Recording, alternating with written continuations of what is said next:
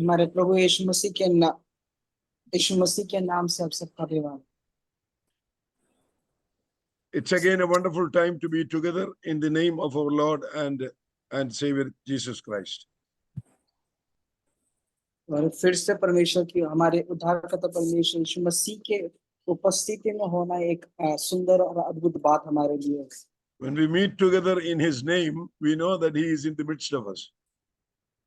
जब हम उसके नाम से एकत्रित होते हैं तो हम जानते हैं कि वो हमारे बीच में उपस्थित है। Now, when the King is present, the whole congregation becomes the King's fellowship.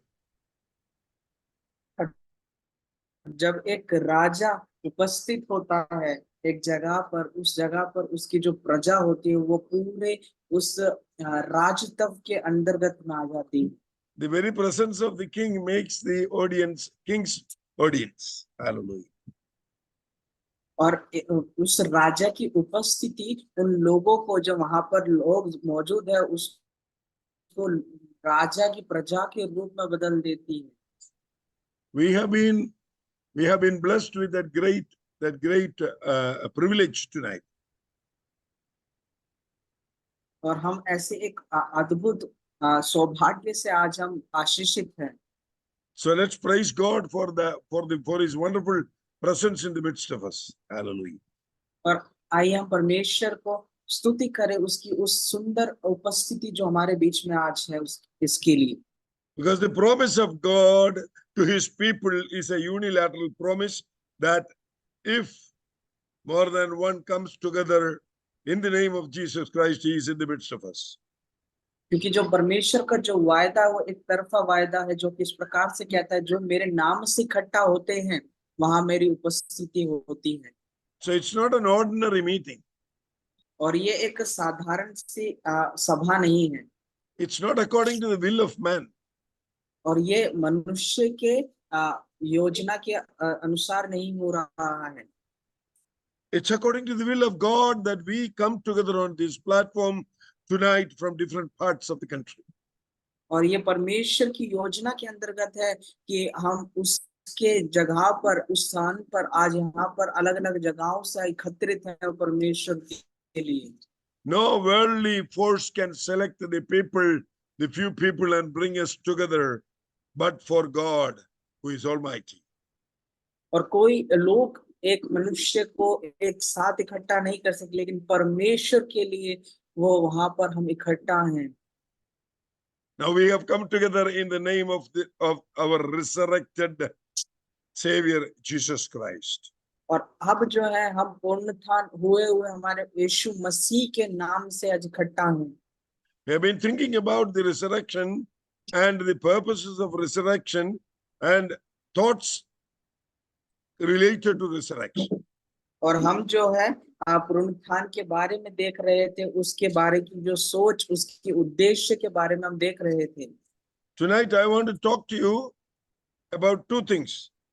आज के शाम के समय मैं दो चीजों के बारे में बात करना चाहता हूँ। The first thing is to look at the question, who was responsible or who brought Jesus Christ from the dead. और पहला ये है, जो प्रश्न उठता है कि यीशु मसीह को उस मृत्यु से दोबारा जीवित करने का कौन जिम्मेदार है या किसने उसको किया। Now that is the first thing that I want to address. और वो पहली चीज है जो मैं आज बताना चाहता हूँ। After that, if time permits, we will go through the effects of resurrection in a believer. और अगर समय हमें अनुमति देगा तो हम उसके पुनरुत्थान के प्रभाव के बारे में भी आज हम देखेंगे। Now last week we said why resurrection was important, or what actually the resurrection has brought out, what benefits was brought out to the believer. और पिछले हफ्ते हमने देखा था कि पुनरुत्थान की क्यों जरूरत है और क्या क्या लाभ पुनरुत्थान हमारे एक के जीवन में लेकर आता है। resurrection we saw from the word of God, resurrection has perfected a lot of activities, a lot of actions that we want to take up in our life. और हमने देखा कि पुनरुत्थान कई ऐसे कार्य को, कई ऐसे स्थान चीजों को हमें हमारे जीवन में जो हम करना चाहते हैं उसको बारे में प्रभाव के साथ बात करता है। We have nothing to do with it, but the resurrection of Jesus Christ has made it real, so many things. और हमारा उससे कुछ लेना देना नहीं है, लेकिन यीशु मसीह का जो पुनरुत्थान है वो इन सब चीजों को एकदम वास्तविक में बदल देता है। When Jesus resurrected, all the scriptures were fulfilled. और यीशु मसीह का पुनरुत्थान हुआ और सारे जो लिखे गए थे पवित्र शास्त्र में, वो हर एक बात पूरी हुई। When Jesus resurrected, the sinners' sins were forgiven. Hallelujah. और जब यीशु मसीह का पुनरुत्थान हुआ तो पापियों के पाप क्षमा किए गए। When Jesus resurrected, the sinners were justified. और जब यीशु मसीह का पुनरुत्थान हुआ तब पापियों का जो न्याय किया गया। When Jesus resurrected, the hope of all the dead men also resurrected. और जब यीशु मसीह का पुनरुत्थान हुआ तब एक मृत व्यक्ति का जो आशा है वो भी पुनरुत्थान हुआ। When Jesus resurrected, the faith has become real. जब यीशु मसीह का पुनरुत्थान हुआ तो विश्वास जो है वो वास्तविकता में बदल गए। When Jesus resurrected, his sonship and our sonship through him became real. और जब यीशु मसीह का पुनरुत्थान हुआ उसका पुत्रत्व और हमारा पुत्रत्व एक साथ हो गया और उसका वास्तविकता में आ गया। When Jesus resurrected, the glory of God was also resurrected along with the resurrected Jesus. और यीशु मसीह ने परमेश्वर की महिमा को प्रकट करा और वो भी पुनरुत्थान हुआ यीशु मसीह के साथ। When Jesus resurrected, when Jesus Can you mute? hello, can you please mute the speakers, please? Kishore ji. No, it's okay. When Jesus resurrected, the judgment of sinners was also confirmed. और जब यीशु मसीह का पुनरुत्थान हुआ तब पापियों के जो पाप है उसका भी न्याय हुआ, उसको भी न्याय ठहराया गया। Now all these effects have become real, but remember that your and my action has nothing to do with it because God has accomplished it.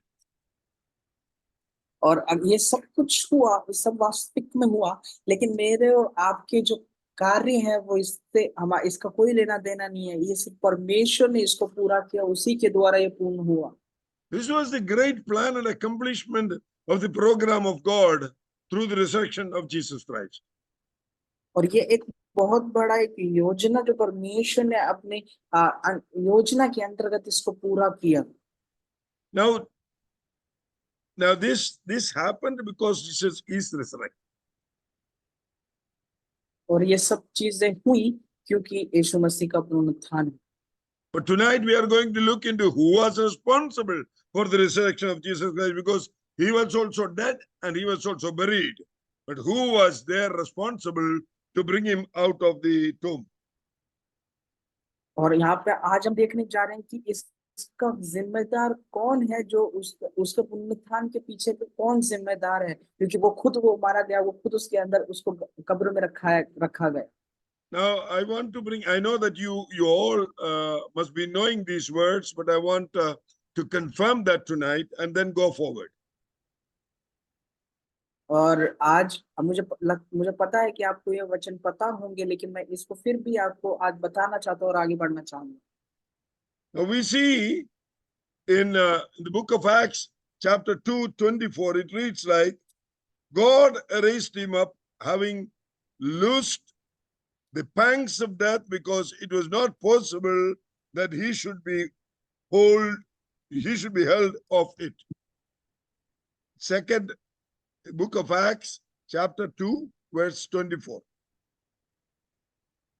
प्रेरितों के काम उसका दूसरा अध्याय आयत 24। परंतु उसी को परमेश्वर ने मृत्यु के बंधनों से छुड़ाकर जिलाया, क्योंकि यह अनहोना था कि वह उसके वश में रहता। We believe in a God, in a triune God. और हम एक त्रिएक परमेश्वर पर विश्वास करते हैं। We believe that there is a Father, Son, and Holy Ghost who constitutes, or who is one in essence and one in personality. और हम ये विश्वास करते हैं कि एक ऐसा एक परमेश्वर है जो अपने उसके एकता में है, और वो सार में हम देखते हैं कि वो एक है। Okay, now we see first what we read from Acts chapter 2:24. We see that God the Father was responsible for raising up Jesus Christ. और जो हमने आयत 24 में से पढ़ा, प्रेरितों के काम 2:24 में से, कि हम ये देखते हैं कि परमेश्वर ही उसके पुनरुत्थान का जिम्मेदार है। Now, the concept of God in the Old Testament is Jehovah, or the Almighty Father God. और जो हम देखते हैं पुराने नियम में जो अवसाधारण दिया जाता है, जो धारणा दी जाती है परमेश्वर के बारे में, वो है यहोवा या महिमा परमेश्वर। So the decision and the power and the execution of the resurrection was first done by God Father, the Almighty God Father.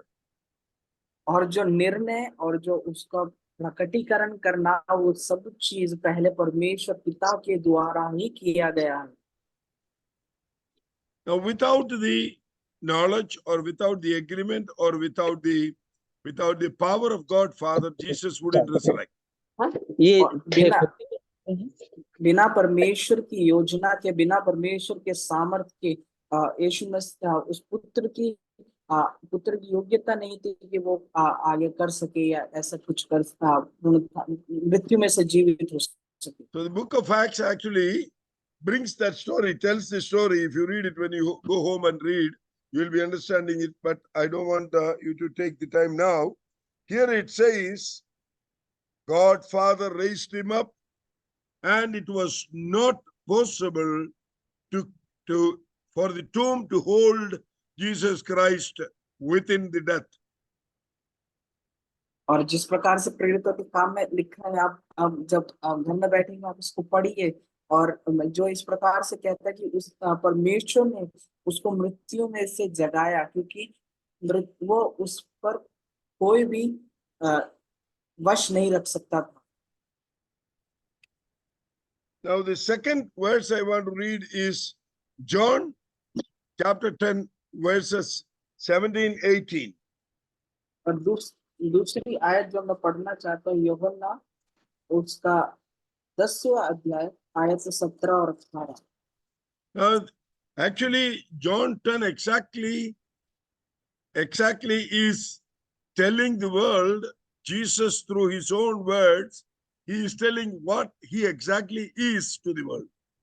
और यहाँ पर यूहन्ना जो है वो बात करता है कि पूरे दुनिया को बताता है यीशु मसीह वो क्या है, वो उसी रूप में वो लिखता है। In chapter 10, actually, in John chapter 10, he claims himself or presents himself as the good shepherd. और यूहन्ना 10वें अध्याय में जो यीशु मसीह है वो अपने आप को एक अच्छे चरवाहा के रूप में यहाँ पर प्रकट करते हैं और बताते हैं। If you read from verse 11 onwards, or even before that, it is very clear that the shepherdship is a unilaterally agreed upon or wished matter of the person. और अगर आप इसके 11वें अध्याय आयत से और उससे पहले भी अगर आप पढ़ेंगे तो आप ये कह सकते हैं कि ये भी जो चरवाहा के बारे में लिखा हुआ एक तरफा रूप में लिखा हुआ है जो यहाँ पर प्रकट किया गया है। Here it says, if you read 11, it says, I am the good shepherd. The good shepherd lays down his life for the sheep. और 11वीं आयत में अगर आप देखेंगे तो कहता है कि अच्छा चरवाहा मैं हूँ, अच्छा चरवाहा भेड़ों के लिए अपने प्राण देता है। Again in 14, chapter 10, verses 14, it says, I am the good shepherd and I know mine own and mine own know me. और उसके बाद 14 आयत में वो कहता है कि अच्छा चरवाहा मैं हूँ, मैं अपनी भेड़ों को जानता हूँ और मेरी भेड़ें मुझे जानती हैं।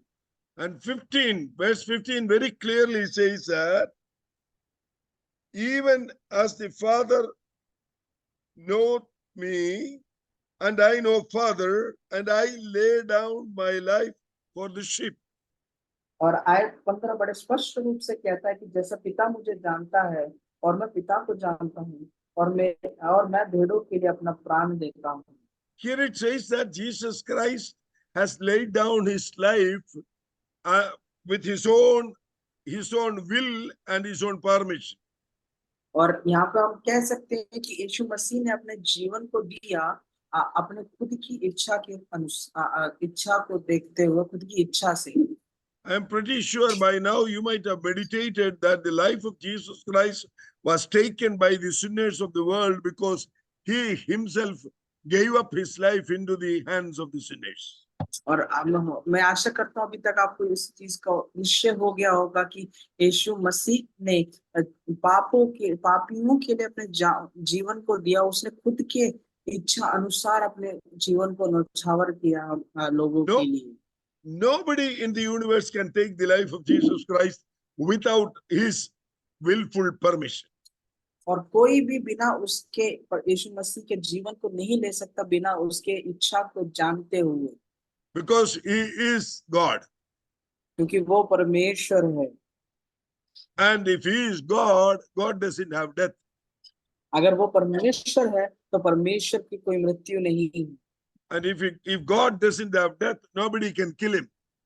अगर परमेश्वर को कोई मृत्यु नहीं है तो कोई भी उसको मार नहीं सकता। So God in his own will, he has transformed into the form of a man who can take up death if he wants. और एक परमेश्वर जिसने अपने इच्छा अनुसार एक मनुष्य के रूप को धारण कर लिया और उस मृत्यु को ले लिया। But even that in case of Jesus Christ was simply unique. और लेकिन वो भी यीशु मसीह के बारे में अगर हम देखेंगे तो वो बिल्कुल अलग है, अनोखा है। All the people in the universe were created not to die. और हर एक व्यक्ति जो इस संसार में बनाए गए वो बनाए गए उनको मृत्यु ना होने पाए। In the Garden of Eden, God created mankind in the form and in the likeness and image of God, not to die. और एदन की वाटिका को बनाया गया और उसमें सारी चीजों को लोगों को बनाया गया ताकि उनको मृत्यु ना हो। But you know why? How death came into mankind is because man worked for death. आप देखें कि क्यों जो मृत्यु है वहां पर आई, क्योंकि मनुष्य ने मृत्यु के लिए काम किया। So man who created not to die has worked hard for death, and then he earned death as the wage of his actions. और एक मनुष्य को जो कि बनाया गया ना मृत्यु हो पाए उसकी, लेकिन वो बहुत कठिन परिश्रम करता गया उसके लिए ताकि वो मृत्यु पा सके, वो मृत्यु को ले सके। Because the wage of sin is death. क्योंकि पाप की मजदूरी मृत्यु है। So the man who has created not to die has earned the death as the wage of his sin. और एक व्यक्ति जिसको बनाया गया, मनुष्य जाति को बनाया गया ताकि वो मृत्यु को ना देखे, लेकिन उन्होंने पाप किया और उस पाप की जो मजदूरी है वो मृत्यु है। But in the whole universe there was one man who doesn't have sin, so he is not supposed to die. और पूरे संसार में एक ही व्यक्ति था जिसने पाप नहीं किया था और उसको मृत्यु की कोई आवश्यकता नहीं थी। He was in the form and model of the creation of Adam. और वो जो है वो उसी प्रकार का वो था जिस प्रकार से आदम को रचाया गया, Who was not supposed to die. जो कि मृत्यु जिसको जो जरूरी नहीं था कि वो मृत्यु को देखे, Because Jesus Christ was full man, complete man, and he was sinless, he was not supposed to die. और वो यीशु मसीह का जो स्वरूप हम देख सकते हैं कि वो पूर्ण रूप से मनुष्य था और वो पापहीन था और वो उसके कोई मृत्यु के लिए वो योग्य नहीं था। कोई भी तरीके से उसको मारने, for no reason he cannot be killed or he cannot die. किसी भी कारणवश उसको मारा नहीं जा सकता था। Because he was God, nobody can touch him. He is deathless. क्योंकि वो परमेश्वर था, कोई भी उसको छू नहीं सकता था और वो मृत्युहीन था। But then to die for the mankind, taking up the sin on him, he himself gave up his life. लेकिन मनुष्य जाति के लिए और मृत्यु को देखने के लिए उसने खुद अपने इच्छा अनुसार अपने आप को दे दिया। He says, for the sheep, he says, I lay down my life for the sheep. Praise the Lord. और वो कहता है कि अपने भेड़ों के लिए मैंने अपने जीवन को दे दिया है। We are talking about resurrection, but I'm just explaining it.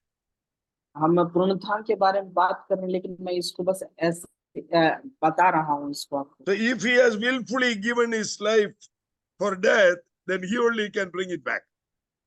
अगर उसने अपनी इच्छा के स्वयं इच्छा के अनुसार अपने आप को दे दिया मृत्यु के लिए, तो सिर्फ केवल वो ही उसको वापस ला सकता है। Now it says in verse 17, it says that therefore does the Father love me because I lay down my life that I may take it again. और इसीलिए वो कहता है कि मेरा पिता मुझसे प्रेम करता है और मैंने अपने जीवन को उसके लिए दिया ताकि मैं दोबारा ले सकूं। Verse 18 says that no one can take it away from me.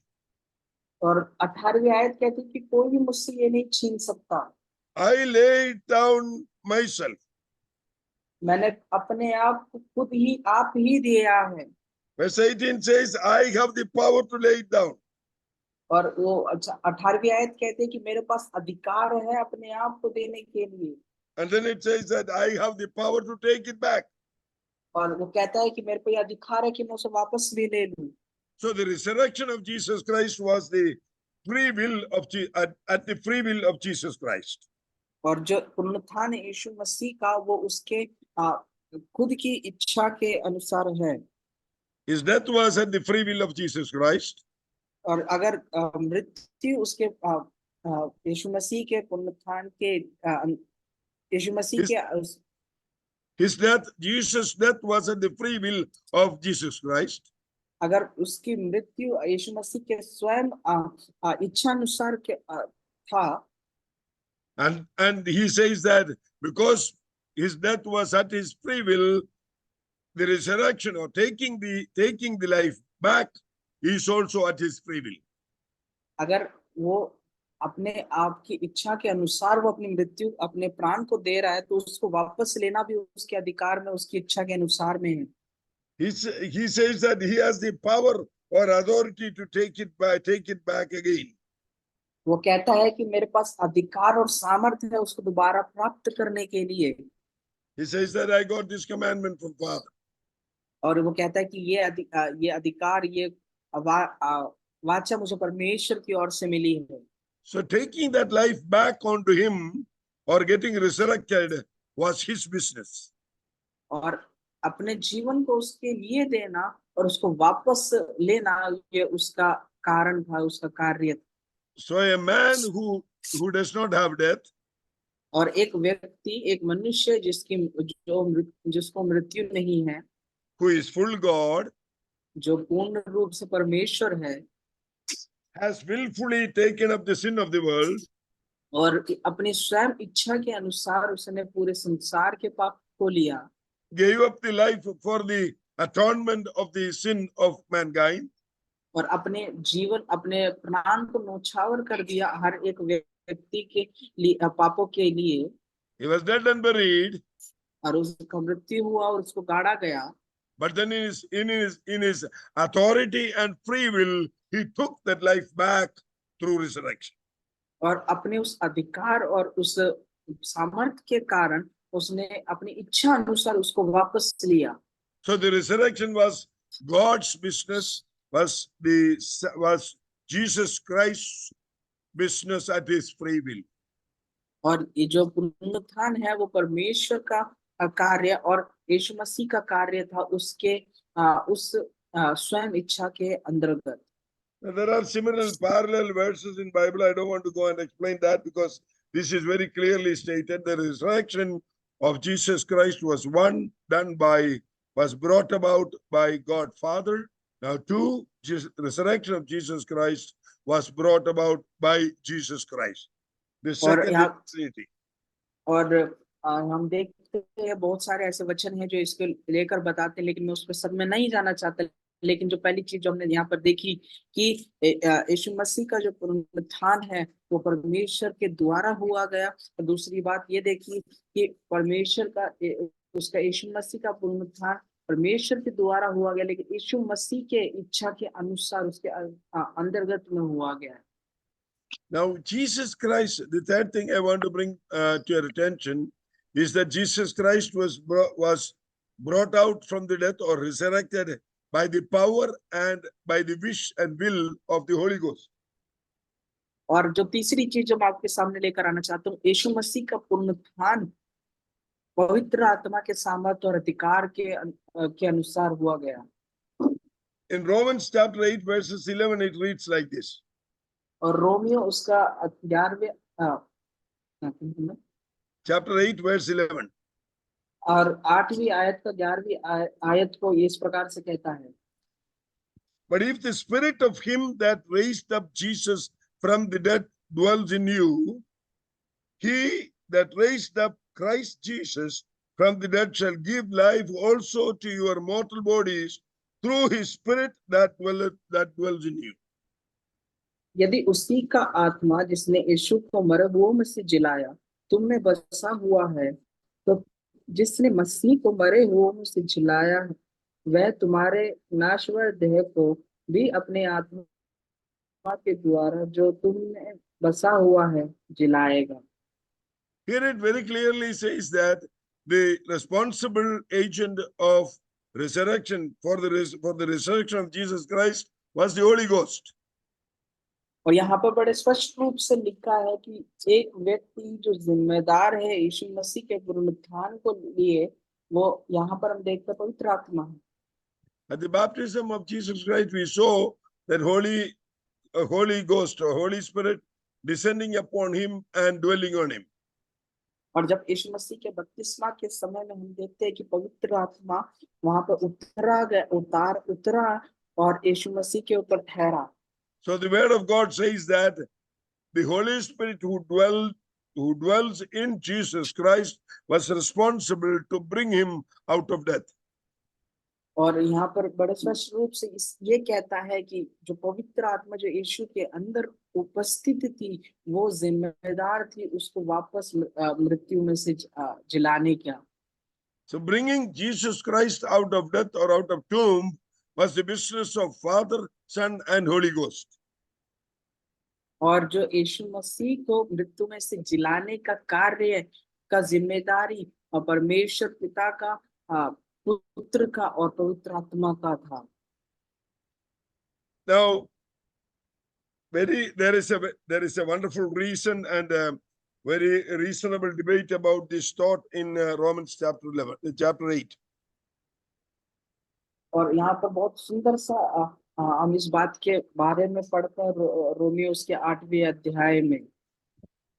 Actually, that chapter is a challenging one, but it's a beautiful chapter. और ये जो रोमियो 8वां अध्याय है बहुत चुनौतीपूर्ण है लेकिन बहुत सुंदर अध्याय। Now from verse 5 onwards it says that for they that are after the flesh mind the things of the flesh, but they that are after the spirit the things of the spirit. और 8 की 5वीं आयत में कहता है कि क्योंकि शारीरिक व्यक्ति शरीर की बातों पर मन लगाता है, परंतु आत्माधिक आत्मा की बातों पर मन लगाता है। So what is in your mind is what is going to control you. और जो आपके मन में है वही चीज है जो आपका नियंत्रण लेगी। But it says that if you have got the thoughts of the Spirit, the thoughts of the Holy Spirit, then that will bring about the thoughts of God.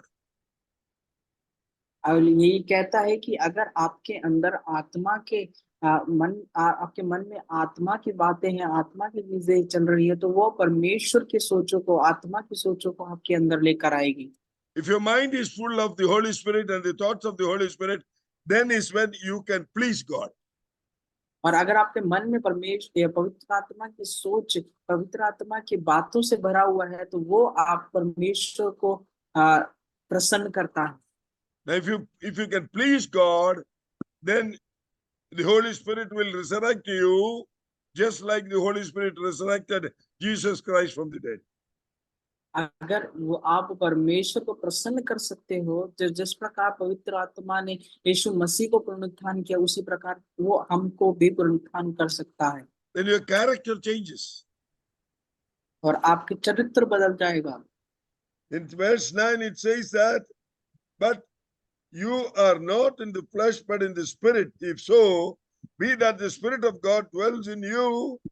But if any man has not the Spirit of Christ, he is none of his.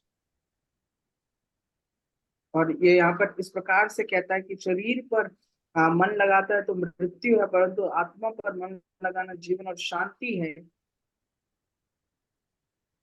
So the hypothesis or the science or the logic is that the Spirit, when the Spirit is dwelling in you, your character changes, you become a pleasing object to God, and you become powerful inside by the Holy Spirit, so that you will be resurrected from the death.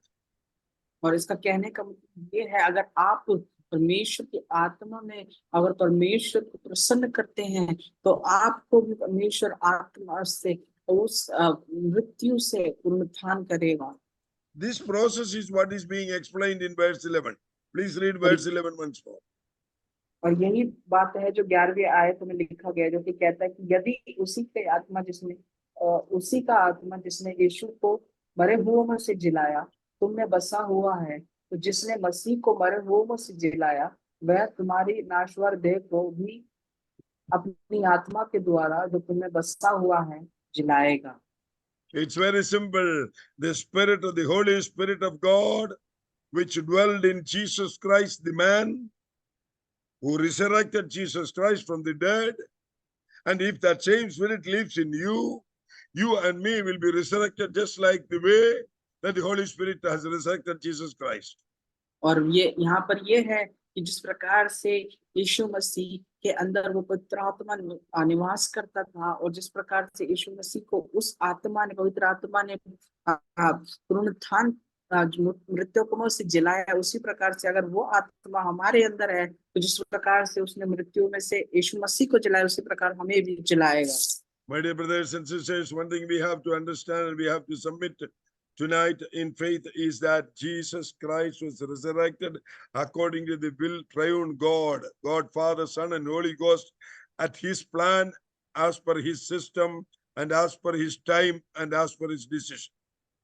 और एक चीज जो आज मेरे भाई और बहनों में देखना है कि यीशु मसीह को जो पुनरुत्थान किया गया, उसका जिलाया गया, वो एक योजना के अंतर्गत था। उसकी एक योजना के साथ हम देखते हैं कि वो हुआ है। We need to understand this and we need to submit to this thought that it was God's plan and it was God's power that resurrected Jesus Christ. और हमें ये जानने की जरूरत है कि ये परमेश्वर की योजना थी, उसका सामर्थ्य था, जिसने यीशु मसीह को मृतकों में से जिलाया। Up until the last Wednesday, we were saying that what was accomplished through the resurrection of Jesus Christ, and today we are seeing that this resurrection was brought about by the power of the supreme authority of the universe called Almighty God. और पिछले हफ्ते हमने देखा कि किस प्रकार से यीशु मसीह जिम्मेदार थे अपनी पुनरुत्थान के लिए। आज हमने देखा कि किस प्रकार से पवित्र आत्मा की जो महानता को हम देखते हैं कि किस प्रकार से मृत्यु को में से यीशु मसीह को जिलाने के लिए जिम्मेदार था। So effects of Jesus Christ, effects of the resurrection of Jesus Christ and how or who raised him from the dead is all God's plan and it's all God's business. और उसको किस प्रकार से यीशु मसीह को मृतकों में से जिलाना, वो सब चीज परमेश्वर की कार्य के अंतर्गत और परमेश्वर की योजना के अंतर्गत हम देखते हैं। You know, the 7 verses on the cross, we see one of the verses says that everything is finished, completed. और जो वहां इन वचनों में जब यीशु मसीह के साथ वचनों में दिखा है तो एक जो वचन कहे गए उसमें से एक कहता है कि हर एक चीज पूरी हो गई है, वो हर एक पूर्ण हो गया। My dear brothers and sisters, we are at the end episode, the last episode of a wonderful action, wonderful system that God has completed for me and you called salvation. और मेरे प्रिय भाई बहनों, हम एक आखिरी एक पड़ाव में हैं जब जो परमेश्वर हमारे और आपके लिए करता है, हम उसके देखते हुए हम आए हैं। With the might and authority and the wonderful planning of God, God has accomplished the great plan of salvation of humanity on the cross.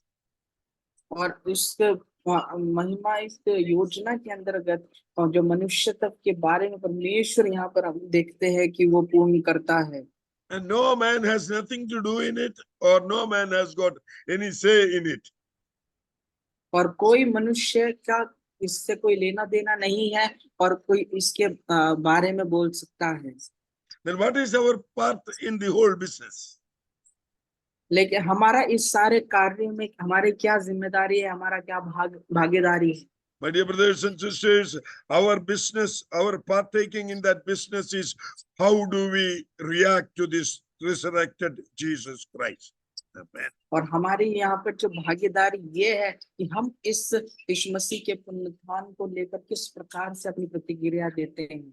Now we need to understand one thing, and we need to re-examine the fact that Jesus Christ is resurrected is a solid, unchangeable and eternal truth. और हमें ये जानने की जरूरी है कि यीशु मसीह जो एक मजबूत गढ़ है और वो कभी ना बदलने वाला है। It's a rock solid truth that cannot be changed. और एक दृढ़ गढ़, एक चट्टान है जो कभी ना बदलने वाला है। And that is the whole turning point of humanity in the history of human history. और ये मनुष्य की इतिहास में सबसे बड़ी एक बदलावट का स्थान है। If you positively react to the resurrected Jesus Christ, you are going to enter into eternity by his grace. अगर आप सकारात्मक रूप से इसको देखेंगे तो आप उसी के समान अनंत काल में प्रवेश करने पाएंगे। Every man has been freely offered this wonderful opportunity, and our business to it is to react to it.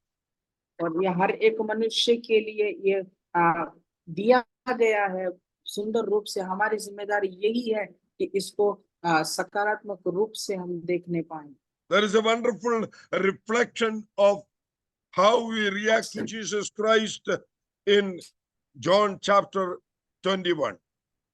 और ये बहुत सुंदर रूप से दिखाया गया है कि किस प्रकार से हमें उसका प्रतिक्रिया देनी है, किस प्रकार से अपना देखना है, जो कि यूहन्ना उसके 21वें अध्याय में हम पढ़ते हैं। Sorry, actually John chapter 20. यूहन्ना 20वें आयत में We know that in John chapter 20, all the disciples were in a closed room, and all except all except Thomas was in a closed room, and Jesus appeared to them. और जब यूहन्ना उसके 20वें अध्याय में देखते हैं तो हर व्यक्ति जितने चेले थे वो सभी के सब एक बंद कमरे में थे, थोमा को छोड़कर। Now from 19 onwards, we see that Jesus Christ appeared to them and have shown the wounds on his body and on his chest, and they were all happy about seeing him. और 19 आयत से आगे हम देखते हैं कि यीशु मसीह वहां पे उनको सामने आते हैं, उनको आते हैं, उनको दिखाते हैं, अपने घाव को दिखाते हैं, और वो सब उसको देखकर खुश थे। And verse 24 says that Thomas was not there. और 24वीं आयत कहते हैं कि लेकिन वहां पर थोमा वहां पर मौजूद नहीं था। We know that when Thomas came to them, they said that we saw Jesus, and he came to them, he appeared to them, and this story Thomas did not believe. और जब थोमा वहां पर वापस आता है तो वो उनको बताता है कि हमने यीशु मसीह को देखा, लेकिन वो उस पर विश्वास नहीं करते हैं। If you closely examine the situation, अगर आप बारीकी से उस परिस्थिति को अगर आप देखें, Thomas up until then was thinking or meditating or was related to a God, to a Jesus who was not resurrected.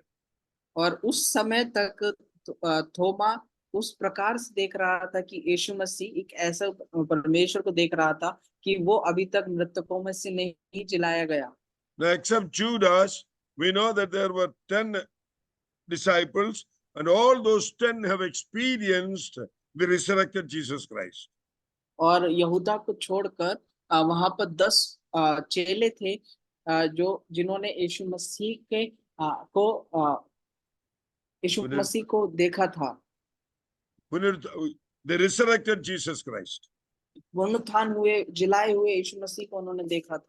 Whereas Thomas did not experience the resurrected Jesus. लेकिन थोमा ने यीशु मसीह जो पुनरुत्थान हुए यीशु मसीह को अनुभव नहीं किया था। Thomas knew that Jesus Christ existed. और थोमा जानता था कि यीशु मसीह का अस्तित्व है। He never doubted it. उसने कभी उस पर संदेह नहीं किया। But he doubted the truth, or he doubted the reality of the resurrection of Jesus Christ.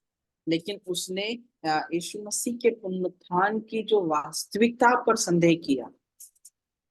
So he did not experience Jesus Christ, resurrected Jesus Christ, because he did not believe in it and he has no experience about it. और क्योंकि उसने यीशु मसीह के पुनरुत्थान को अनुभव नहीं किया, उसका अनुभव नहीं किया, क्योंकि उसने उसके पुनरुत्थान पर विश्वास नहीं किया। Does he know Jesus? Yes. वो यीशु मसीह को क्या जानता था? हाँ, वो जानता था। He knows that Jesus exists.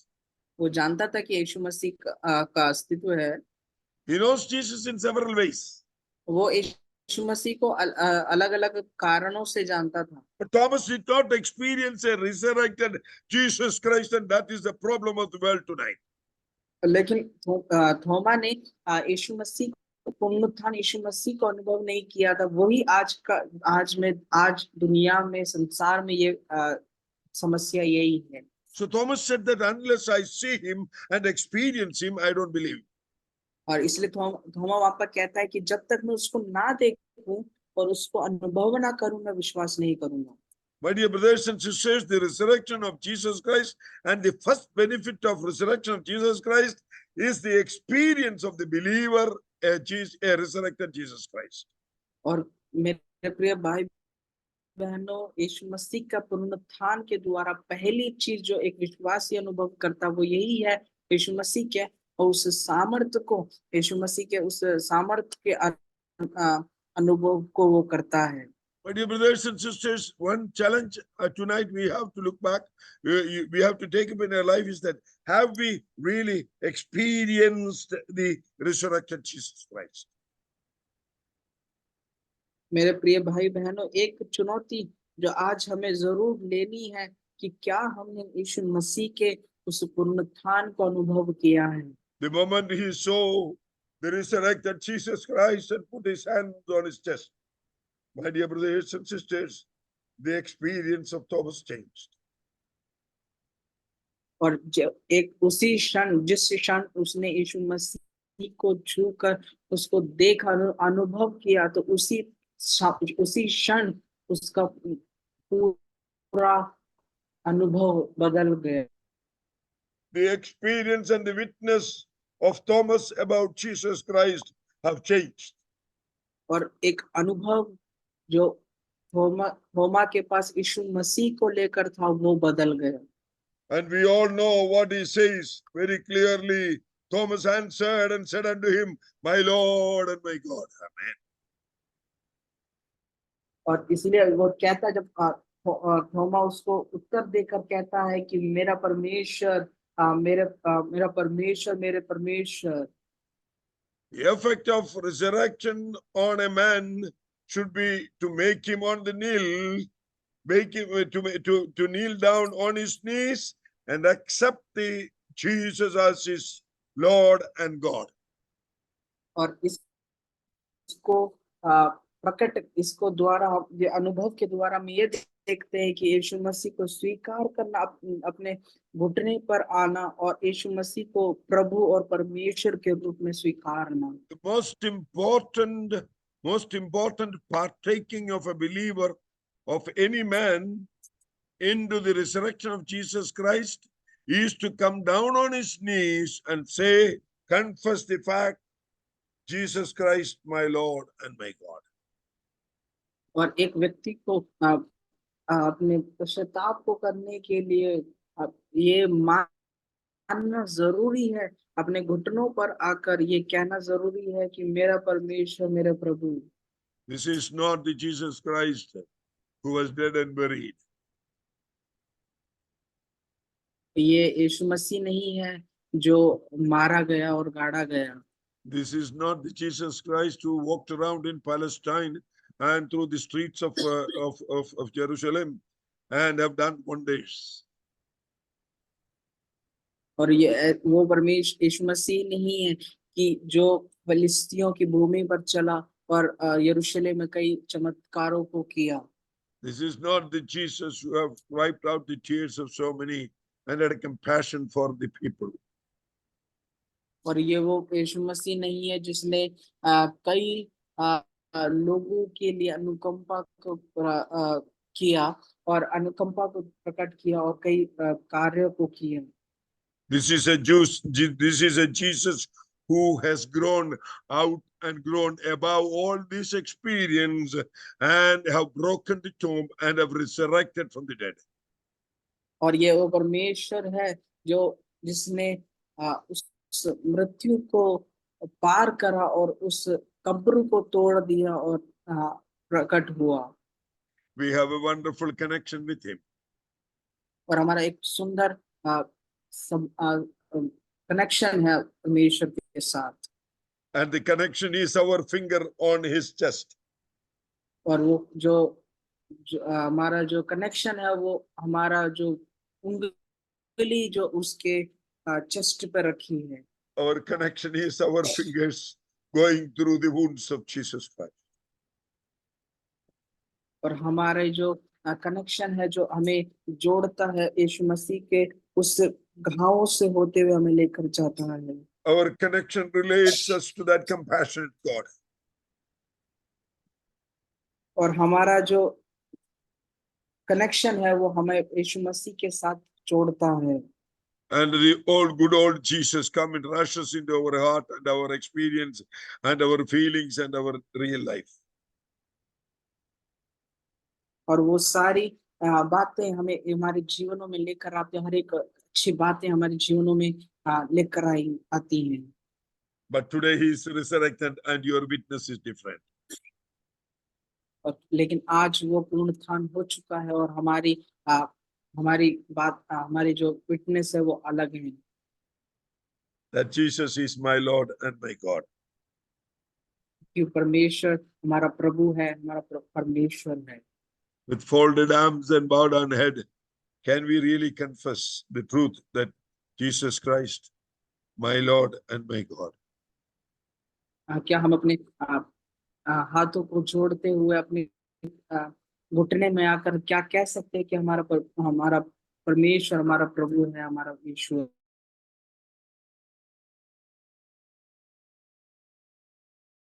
परमेश्वर?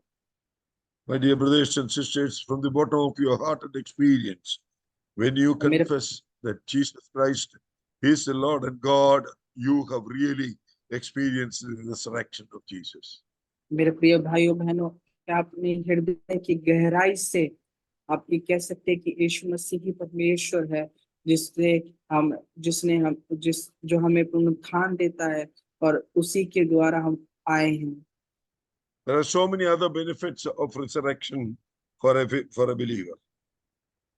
और पुनरुत्थान के और भी लाभ हैं एक विश्वासी के लिए। Now, systematically, the first part of my speech have presented what are the benefits or what were the purposes of Jesus resurrection through the word of God. We have talked about it. और व्यवस्थित रूप से हमने देखा है कि किस प्रकार से यीशु मसीह के पुनरुत्थान के लिए कौन जिम्मेदार है और क्या क्या चीजें क्या क्या बातें यीशु मसीह का पुनरुत्थान लेकर आता है। But far more than that, the power of resurrection brings us to certain other benefits. लेकिन उससे बढ़कर यीशु मसीह का पुनरुत्थान कई अलग लाभों को, कई अलग बातों को हमारे जीवन में लेकर आता है। Now, when you go through the word of God, I don't have the time, all the time tonight. We'll continue the thoughts of resurrection maybe next week also. But tonight, when we go through one or two more thoughts, we can see that for a believer, the resurrected Christ connected to the old experiences of Christ brings us several benefits. और आज हमने जो सीखा कि नियमों के लाभों के बारे में और भी बातें हैं जो उसके लिए हैं, आने वाले सप्ताहों में हम देखेंगे। तो एक बात जो हम देखते हैं कि लाभ जो यीशु मसीह का हमारे लिए दिया गया उसके पुनरुत्थान के लिए। The resurrection brings to a normal man a complete joy. और पुनरुत्थान जो है एक साधारण व्यक्ति के लिए, एक साधारण व्यक्ति को एक पूर्ण रूप से एक आनंद को लेकर आता है। When we believe that Jesus is resurrected and when we really experience this God, then there is an immense joy into us which cannot be conquered by the world or by the actions of the world. और जब हम देखते हैं, हम इस विश्वास करते हैं कि यीशु मसीह हमारे अंदर एक आनंद को लेकर आता है, उसका पुनरुत्थान हमारे अंदर एक आनंद को लेकर आता है, तो ये जो आनंद है वो कोई भी इस संसार की चीजें, कोई भी चीजें हमसे दूर नहीं कर सकती, हम पर हावी नहीं ला सकती। In Matthew chapter 28 verse 8 we see that the disciples were at the tomb and they were filled with a great joy.